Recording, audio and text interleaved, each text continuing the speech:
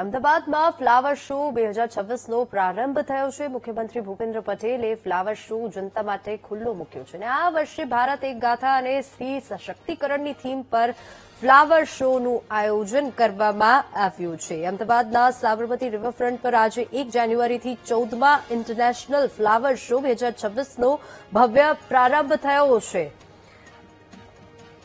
ઉલ્લેખનીય છે કે આ વર્ષે ગત વર્ષની સરખામણીએ ફ્લાવર શો નિહાળવો થોડો મોંઘો થયો છે અને આ વર્ષે સોમવારથી શુક્રવાર સુધી ફ્લાવર શો માટે ₹80 ટિકિટ નક્કી કરવામાં આવી છે, જ્યારે શનિવાર અને રવિવાર માટે ₹100 ટિકિટ રાખવામાં આવી છે અને આ સાથે જ પ્રાઇમ ટાઈમ માટે ફ્લાવર શોની ટિકિટ ₹500 રાખવામાં આવી છે।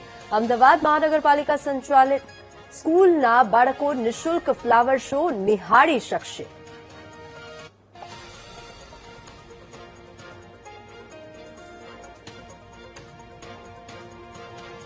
હવે વિસ્તારથી સમજીશું ફ્લાવર શોની વિશેષતાઓ ગ્રાફિક્સના માધ્યમથી। તો અમદાવાદ ઇન્ટરનેશનલ ફ્લાવર શો 2026નું આયોજન કરવામાં આવ્યું છે। 20 ફૂડ સ્ટોલ અને 127 વિવિધ થીમના સ્કલ્પચર જોવા મળી રહ્યા છે।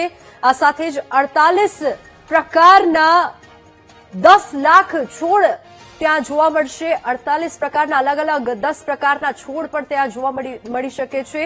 આ સાથે જ 1.20 લાખ ચોરસ મીટર વિસ્તારમાં ફ્લાવર શોનું આયોજન કરવામાં આવ્યું છે। આ વિશેષતાઓ અલગ અલગ જે આપ જોઈ શકો છો હાલ।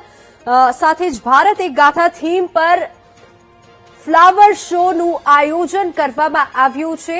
આ થીમ સાથે ફ્લાવર શોનું આયોજન કરવામાં આવ્યું છે। સ્ત્રી સશક્તિકરણ થીમ પર સ્કલ્પચરનું પણ આયોજન કરવામાં આવ્યું છે। તો આ થીમ છે જેના આધારે ફ્લાવર શોનું આયોજન કરવામાં આવ્યું છે। ફ્લાવર શોમાં ભારતના પૌરાણિક વારસાથી લઈને આધુનિક ભારતની પ્રગતિ દર્શાવવામાં આવી છે। આ સાથે જ ભારતનો ઇતિહાસ, સંસ્કૃતિ, સિદ્ધિઓ અને ભાવનાઓ એક જ મંચ પર રજૂ કરવામાં આવી છે।